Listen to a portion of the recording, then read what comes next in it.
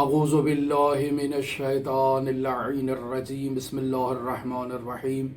الحمد للہ رب العالمین الصلاة والسلام علی اشرف الانبیاء والمرسلین وعلی آلہ طیبین طاہرین المعصومین الذین اذہب اللہ عنہم الرجس وطہرہم تطہیرا اما بعد۔ ہماری آپ کے ساتھ گفتگو آیت اللہ علی محمد بروجردی کے حالات زندگی، واقعات، حکایات اس باب میں جاری تھی،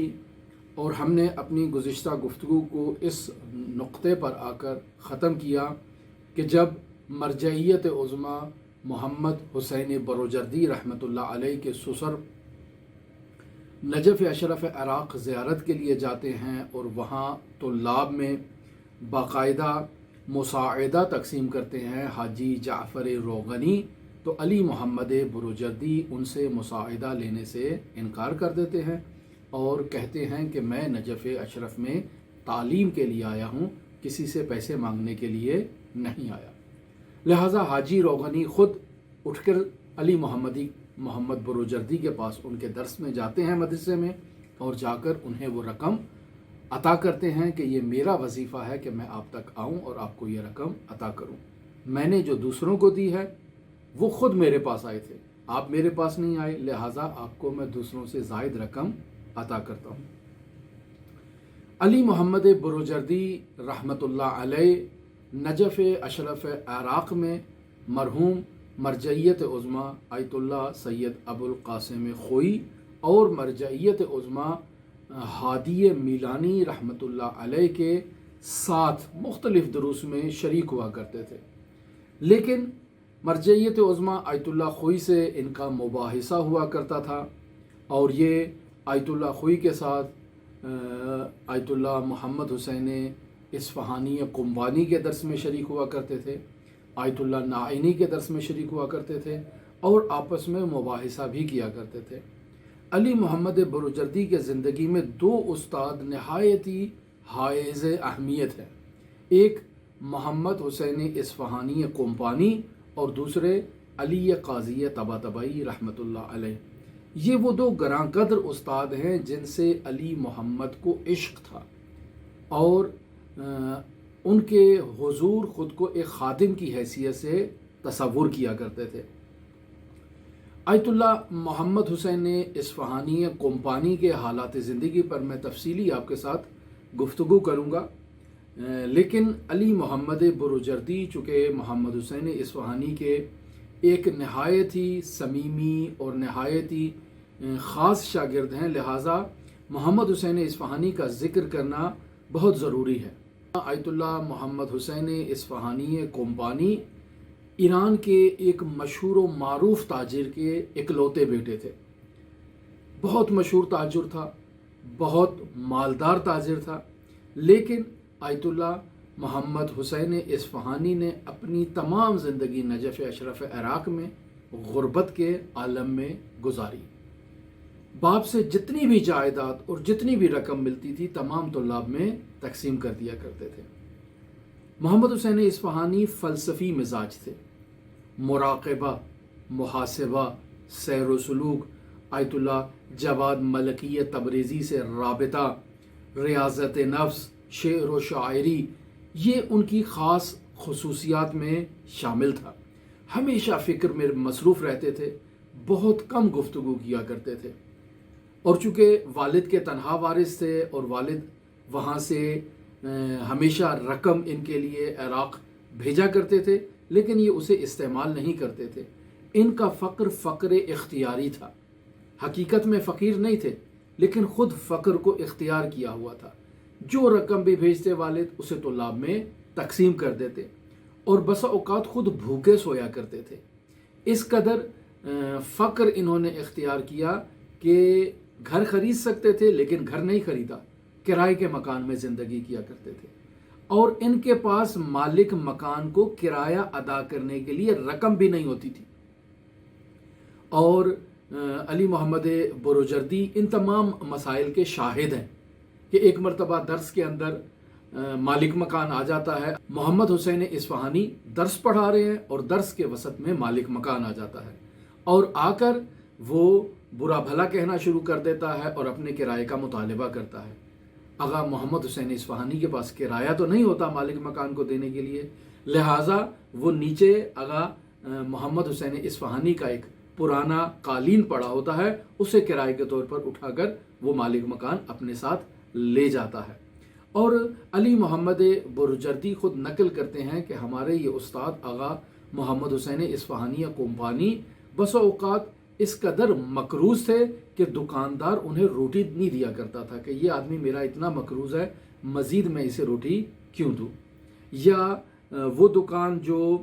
ہمارے ہاں پرچون کی دکان ہوتی ہے جو معمولاً روغن، گھی، پنیر، دودھ اور اس طرح قسم کی چیزیں دیا کرتی ہے، وہ انہیں پنیر وغیرہ نہیں دیا کرتا تھا کہ یہ مقروض ہے، یہ ہمیں کیسے رقم واپس کرے گا۔ لہٰذا اس قدر مشکلات میں آیت اللہ محمد حسین اصفہانی کمپانی صرف ہندوانہ کھا کر گزارا کیا کرتے تھے۔ اور میں یہاں آپ کی خدمت میں نقل کرتا چلوں، چونکہ آغا علی محمد بروجردی نے اس ماجرا کو ذکر نہیں کیا ہے۔ ہمارے پاکستانی علماء جو نجف اشرف عراق میں مقیم تھے اور وہاں تعلیم حاصل کیا کرتے تھے، وہ اپنے ایام تحصیلی کے بارے میں بیان کرتے تھے کہ بس اوقات ہمارے پاس کھانے کو رقم نہیں ہوتی تھی تو ہم باہر جب جاتے تھے تو دیکھتے تھے کہ کسی نے کوئی ہندوانے کا چھلکے وغیرہ پھینکے ہوئے ہیں تو اسے لے کر آتے تھے، اسے دھو کر اسے پاک صاف تمیز کر کے ان چھلکوں سے ارتزاق کیا کرتے تھے۔ آغا محمد حسین اصفہانی کے متعلق ایسے تو موجود نہیں ہیں، لیکن اتنا آغا علی محمد بروجردی نے ذکر کیا ہے کہ وہ صرف ہندوانہ کھا کر گزارا کیا کرتے تھے۔ بالاخره ہندوانہ کھانے کے لیے بھی تو وسائل کی ضرورت ہے،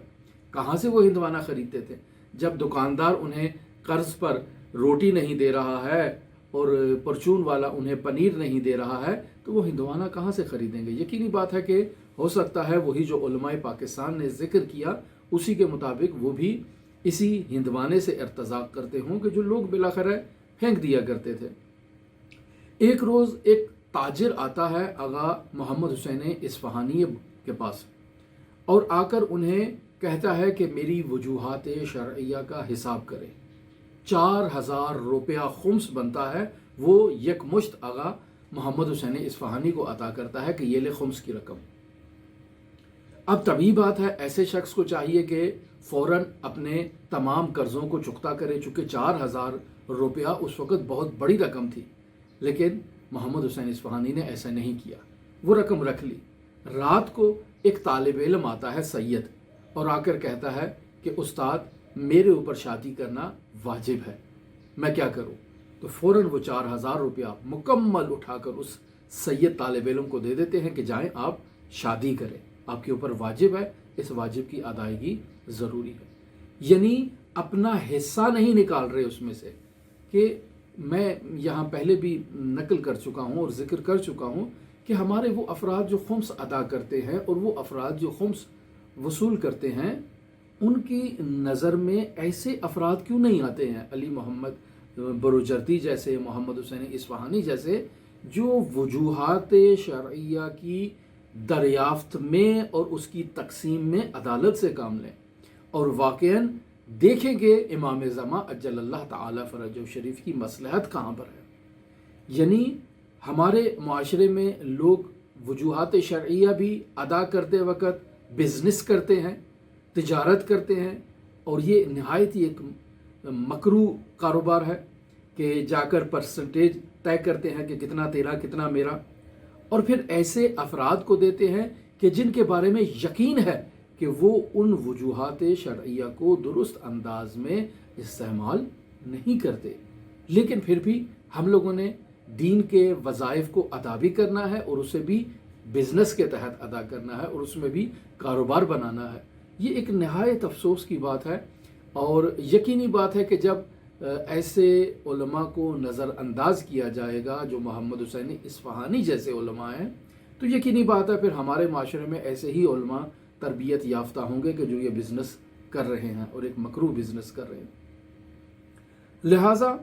آغا محمد حسین اصفہانی نے وہ 4000 روپیہ اٹھا کر اس طالب علم کو دے دیا، نہیں کہا کہ میں تحقیق کروں گا، میں تمہارے مدرسے کسی کو بھیجتا ہوں، تمہارے کمرے میں بھیجتا ہوں، تمہارے خاندان کی تحقیق کرتا ہوں، نہیں کہا تم نے کہہ دیا، تم ایک طالب علم ہو، تمہارا قول حجت، یہ 4000 لو اور جاؤ جا کر شادی کرو۔ آج آپ کسی ایسے عالم سے کہ جس کے پاس وجوہات شرعیہ موجود ہوں اسے جا کر کہیں میرے اوپر شادی کرنا واجب ہے، تو دیکھیں وہ آپ کو کیا جواب دیتا ہے۔ آپ خود تجربہ کر کے دیکھ لیں۔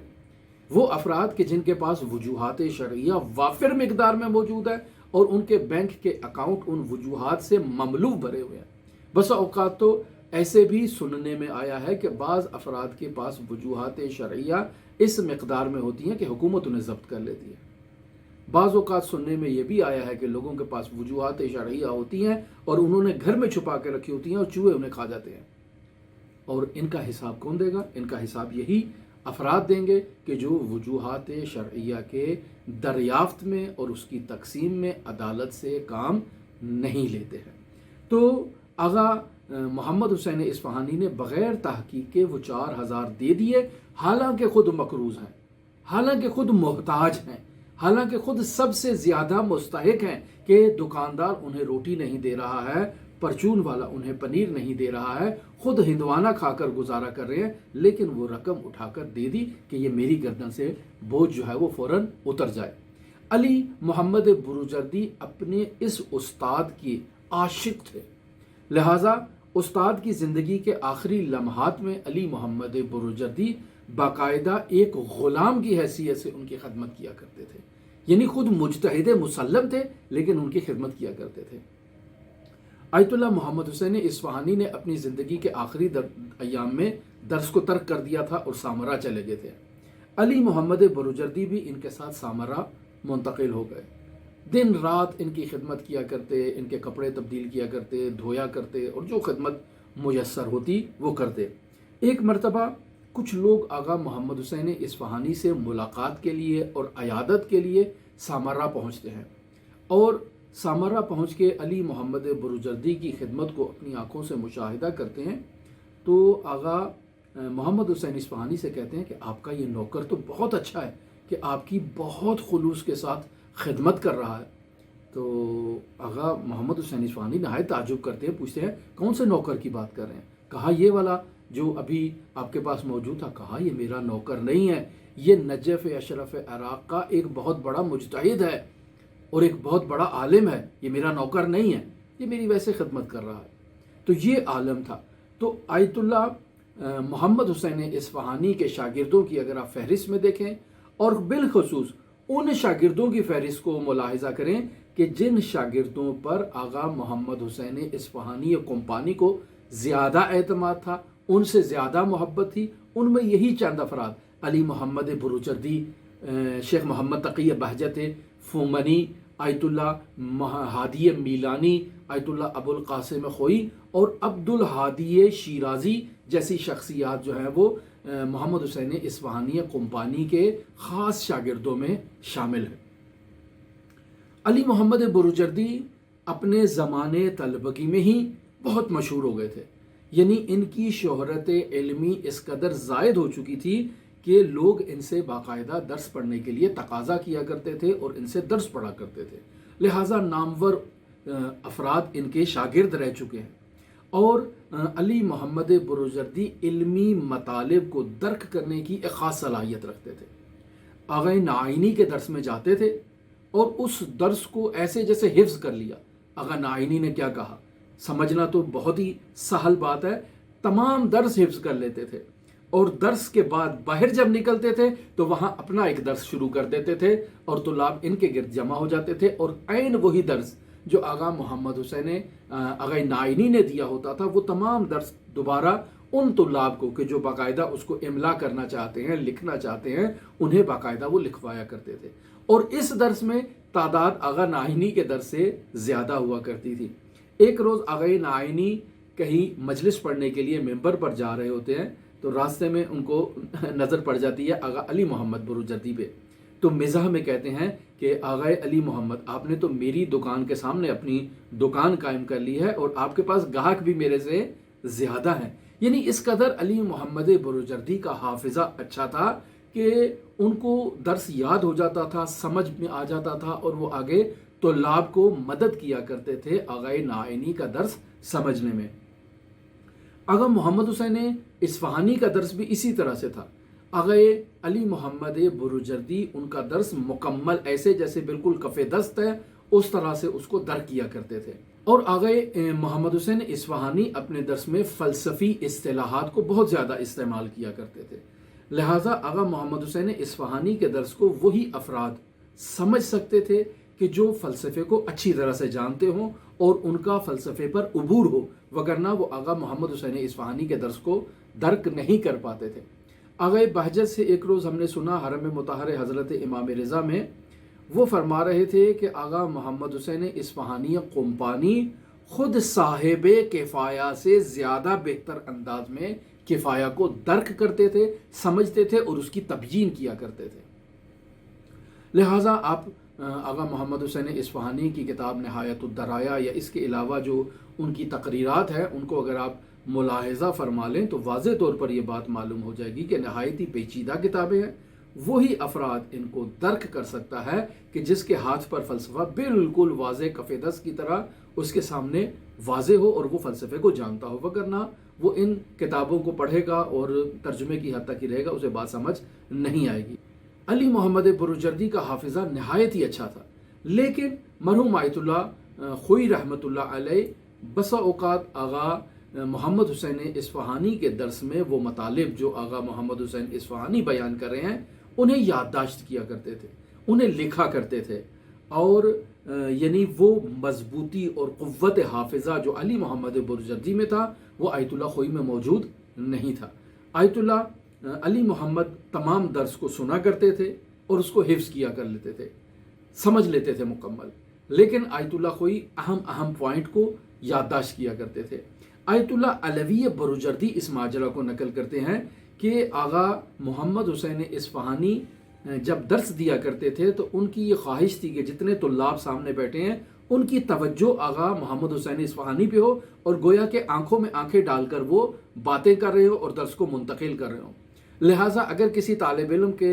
حواس کسی دوسری جانب ہوں تو وہ ناراض ہو جایا کرتے تھے کہ آپ یہ کیا کر رہے ہیں، میری توجہ جو ہے نا وہ درس میں ختم ہو جاتی ہے کہ آپ کی توجہ جب تبدیل ہو۔ تو ایسے میں آغا محمد حسین اصفہانی اپنے درس میں کسی کو قلم سے لکھنے کی اجازت نہیں دیا کرتے تھے، کہتے تھے صرف سنو، لکھو نہیں۔ جبکہ آیت اللہ خوئی کے متعلق آغا بروجردی بیان کرتے ہیں کہ وہ اپنی ابا کے نیچے ایک کاغذ رکھا کرتے تھے اور وہاں جو ہے نا وہ اس کاغذ میں چھپ چھپ کر لکھا کرتے تھے کہ استاد بھی متوجہ نہ ہوں اور وہ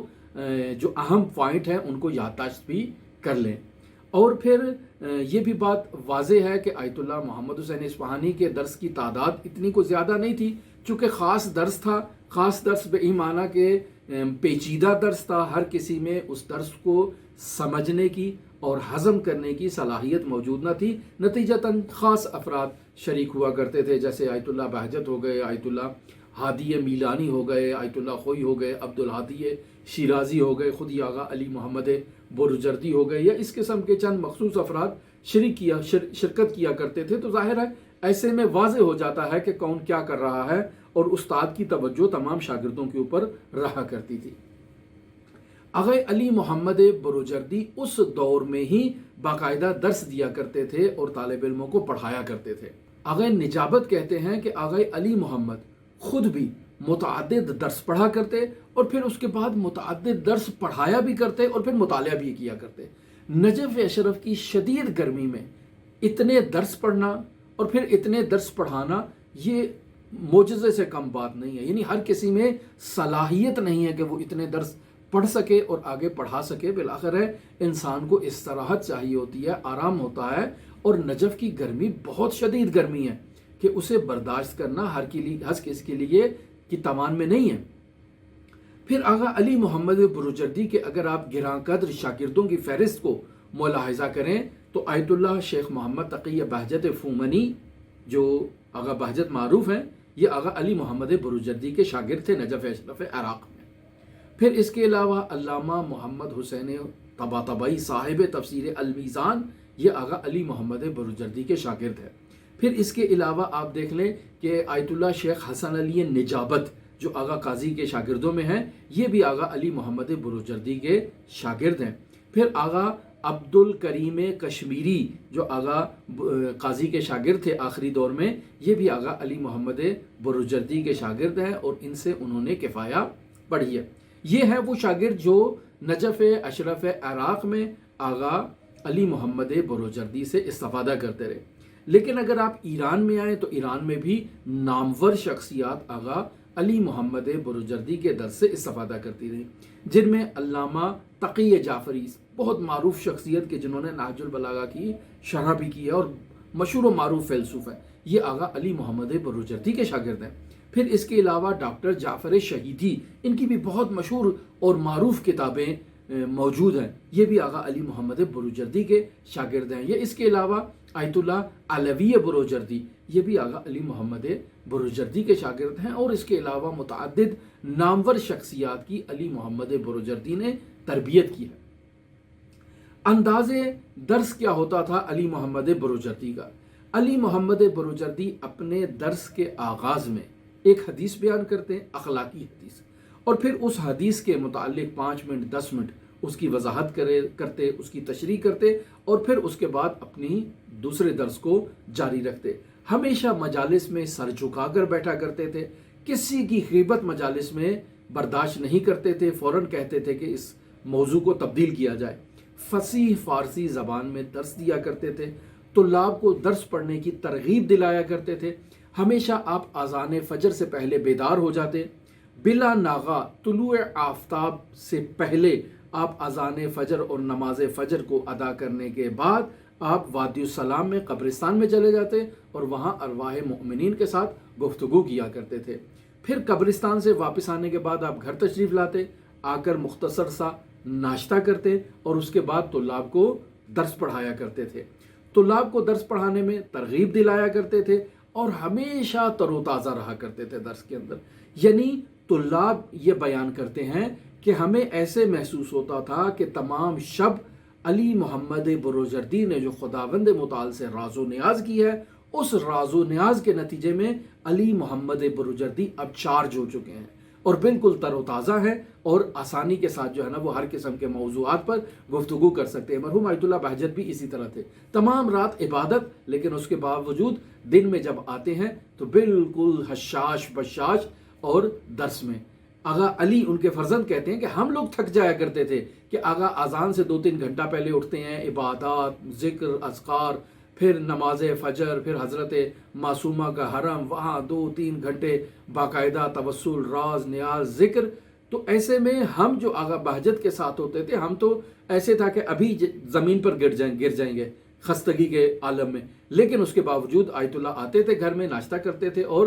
شاداب و قبراق دوبارہ درس کے لیے باہر نکل جاتے تھے، بالکل شارج ہوتے تھے۔ علی محمد بروجردی بھی اسی طرح تھے کہ ہمیشہ شارج رہا کرتے تھے درس کے اندر۔ آیت اللہ میلانی اور آیت اللہ خوئی علی محمد بروجردی سے اگر آپ ان کا موازنہ کیا جائے علمی اعتبار سے تو قطعی بات ہے ان کو اعلم نہیں کہا جا سکتا، علی محمد بروجردی سے ان کے مساوی ضرور تھے۔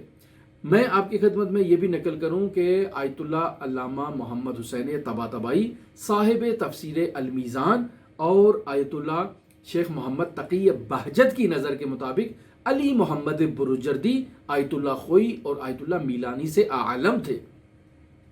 معیشتی مشکلات، علی محمد بروجردی نے اپنی زندگی میں مالی مشکلات کو بہت دیکھا ہے۔ نجف اشرف میں فقر بہت زیادہ تھا اور یہ فقر طلاب کا اختیاری تھا۔ جیسے میں نے عرض کیا آغا محمد حسین اصفہانی کے حالات زندگی میں، یہ لوگ فقر اختیاری ان کا ہوا کرتا تھا، اور پھر بسا اوقات عام انسان جو ہے وہ اس فقر کو تحمل نہیں کر سکتا، لیکن یہ حضرات اہل بیت علیہ الصلوۃ والسلام کی سیرت و تعلیمات پر اس قدر پختہ یقین رکھتے تھے اور اس قدر سیرت و تعلیمات کے گرویدہ تھے اور ان پر عمل پیرا تھے کہ ان کے لیے سہل تھا۔ مدرسے سے جو وہ معمولی مقدار میں علی محمد بروجردی کو تیل ملا کرتا تھا کہ آپ نے اس سے گزارا کرنا ہے پورا مہینہ، اگر وہ تیل ختم ہو جاتا تو اٹھتے دیکھتے کہاں تیل ہے، تو وہ جو واش روم کے باہر ایک چراغ رکھا ہوتا تھا کہ جو افراد واش روم جانا چاہیں وہ اس چراغ کی روشنائی سے استفادہ کریں، بس اوقات علی محمد بروجردی اس چراغ کے سامنے جا کر مطالعہ کیا کرتے تھے، اس قدر انہیں مطالعے کا شوق تھا۔ रकम मौजूद नहीं हुआ करती थी अली मोहम्मद बुरुजर्दी पर के पास कि वो अपनी ज़ात पर खर्च करें। बस औकात खाने को लिए रकम मौजूद नहीं होती थी। एक मर्तबा फरमाते हैं कि मेरे पास कुछ नहीं था खाने को, चंद दिन मैंने कुछ नहीं खाया था, तो मेरे जहन में आया कि हमारे पास खजूर की गुठलियाँ मौजूद हैं कि मैं जब भी खजूर खाता था तो उनकी गुठलियों को संभाल के रख देता था। तो वो खजूर की गुठलियों की तरफ मेरा जहन मुतवज्जे हुआ। मैंने वो उठाई और बाजार में जाकर उनको बेचा। वो अफराद के जो तांबे के बर्तन, पीतल के बर्तनों को जो है वो पिघलाते हैं तो वो उनके लिए लकड़ियाँ या कोयला इस्तेमाल करते हैं। तो बसा औकात मार्केट में ऐसा भी होता था कि वो खजूर की गुठलियों को नीचे डाल दिया करते थे और उन्हें जलाया करते थे। तो मैं उन अफराद को वो खजूर की गुठलियाँ मुख्तसर मिकदार में जाकर फ़रोख्त किया करता था, जो रकम मिलती थी उस पर गुजारा किया करता था। बस औकात तो अली मोहम्मद बुरुजर्दी कहते हैं कि ऐसा आलम था कि हमारे पास खाने को कुछ नहीं होता था और भूख से, उसकी शिद्दत से हमारा जो है वो वजूद बेताबी करता था। तो मैं अपने पेट के ऊपर किताबों का वज़न लाद दिया करता था ताकि इससे मेरे बदन को तस्कीन पहुँचे और ज़्यादा वो भूख की शिद्दत जो है वो मुझे तकलीफ़ ना पहुँचाए। हम हज़रत मौलल मुवाहिदीन अमीरुल मोमिनीन अली इब्न अबी तालिब अलैहि तहियत व सना के हालात ज़िंदगी में इस चीज़ को मुशाहिदा करते हैं कि आप एक पत्थर या दो पत्थर अपने शकम मुबारक पर बांधा करते थे ताकि भूख की शिद्दत जो है ना वो आपको अजियत ना करे और तकलीफ़ ना पहुँचाए। आज के दौर में क्या हमने किसी ऐसे आलिम को देखा है कि जो अपने पेट पर पत्थर बांधता हो, भूख की शिद्दत उसे तकलीफ़ ना पहुँचाए? मैं समझता हूँ हमने अमीरुल मोमिनीन अली इब्न अबी तालिब के बारे में पढ़ा है, लेकिन हमने कभी एक मर्तबा भी अपनी ज़िंदगी पे ऐसा करने की कोशिश नहीं की कि हम भी कम अज़ कम अगर एक दफ़ा सुन्नत अलवी पर अमल करें, 2 दिन खाना ना खाएं और पेट पर पत्थर बांध के देखें होता क्या है हमारे साथ। लेकिन मुतासिफाने ऐसी बातें सिर्फ नकल की जाती हैं, बयान की जाती हैं, ना आज तक हमने खुद अमल किया है और ना ही कभी शायद किसी दूसरे ने अमल किया हो। लेकिन अली मोहम्मद बुरुजर्दी ने इस अंदाज में अमल किया, पत्थर तो नहीं रखा लेकिन किताबों का वज़न अपने पेट पर रखा ताकि उससे भूख की वो जो शिद्दत है जो इंसान को तकलीफ़ पहुंचाती है उस शिद्दत से वो महफूज रहें और उनको तस्कीन मिले उससे। अली मोहम्मद बुरुजर्दी इस तमाम मादी फ़क्र के बावजूद, मुश्किलात के बावजूद एक रोज़ मौलल मुवाहिदीन अमीरुल मोमिनीन अली इब्न अबी तालिब अलैहि तहियत व सना के हरम मुतहर में ज़ियारत के लिए जाते हैं। अब जब ज़ियारत के लिए जाते हैं तो वहाँ उनके सामने एक अरब आता है और आकर इनसे कहता है, इनका हाथ चूमता है और उनको कहता है मेरे लिए इस्तिखारा करें। ये उनके लिए इस्तिखारा करते हैं और इस्तिखारा बहुत अच्छा आता है। वो अरब बहुत खुश होता है और अरबों को जब खुशी होती है तो वो उनके पास जो कुछ चीज़ होती है वो उठाकर दे देते हैं। वो अपनी जेब से 2 रियाल उठाता है और आगा अली मोहम्मद बुरुजर्दी को देता है इनाम के तौर पर। अली मोहम्मद बुरुजर्दी लेने से इनकार कर देते हैं। वो दोबारा जेब में हाथ डालता है और 3 रियाल मज़ीद निकालता है कि ये अब आप 5 रियाल ले लें। वो एक्सेप्ट नहीं करते हैं। फिर वो जेब में हाथ डालता है और 1 तुमान निकालता है और अली मोहम्मद बुरुजर्दी को देता है। ये इनकार कर देते हैं और कहते हैं कि अगर मैं ये आपसे रकम ले लूं तो मैं अली मोहम्मद बुरुजर्दी इस्तिखारे वाला मशहूर हो जाऊंगा। यानी वो अली मोहम्मद बुरुजर्दी जो इस्तिखारा करता है और उसके अवज़ में रकम वसूल करता है। बाज़ लोग ऐसे काम किया करते थे यकीनन उस दौर में, तो मैं उनके मुशाबे नहीं होना चाहता, मैं एक तालिब इल्म ही बाकी रहना चाहता हूँ। अली मोहम्मद बुरुजर्दी का शादी का ये आलम था कि इसी कसम पुरसी के आलम में उनकी शादी होती है। पुराना फटा पुराना जो कदीमी लिबास होता है उसी की मुरम्मत करवा कर, उसी को धुलवा कर, उसी को इस्त्री करके, उसी को मुरतब करके पहनते हैं और दूल्हा बन जाते हैं और तैयार हो जाते हैं। जब मरजइयत उज़्मा के पास जाते हैं कि मेरी आज शादी है और 15 शाबान की रात है, लेकिन बिलाखिर वो इनसे जानते हैं कि ये एक मुस्तज़फ़ किस्म के तालिब इल्म है, एक जो है वो मादी मुश्किलात का शिकार है, तो वो इनसे कहते हैं कि आप मग़मूम क्यों हैं? ये 15 शाबान की रात जितने भी जश्न हो रहे हैं आप ये तसव्वुर करो कि ये आपकी शादी का जश्न है। इमाम साहिबुल असर व ज़मान का जश्न नहीं, आपकी शादी का जश्न मना रहे हैं। आप ये तसव्वुर करो ताकि अली मोहम्मद बुरुजर्दी को कुछ खुशहाल किया जाए। اور پھر کچھ رقم نکال کر علی محمد برجردی کو دیتے ہیں کہ جائیں اس سے آپ اپنے لیے ایک کمرہ کرائے پر لے لیں۔ علی محمد برجردی اس رقم سے جا کر ایک کمرہ لیتے ہیں، اور وہ نہایت ہی چھوٹا کمرہ ہوتا ہے۔ کہتے ہیں اس قدر چھوٹا کمرہ تھا کہ ہم اس میں اچھی طرح سے لیٹ بھی نہیں سکتے تھے، یعنی اگر اس میں لیٹے تو ہمارے پاؤں کمرے سے باہر نکل جاتے تھے۔ لیکن اس کے باوجود علی محمد برجردی نے اس تنگ دستی میں علم حاصل کیا اور مدارج عالیہ طے کیے۔ ہماری گفتگو آپ کے ساتھ اس عظیم الشان عالم دین کے حالات زندگی کے بارے میں جاری ہے۔ اگر آپ دلچسپی رکھتے ہوں تو ہمارے ساتھ رہ سکتے ہیں۔ اللہم صلی علی محمد و آل محمد وعجل فرج قائم آل محمد۔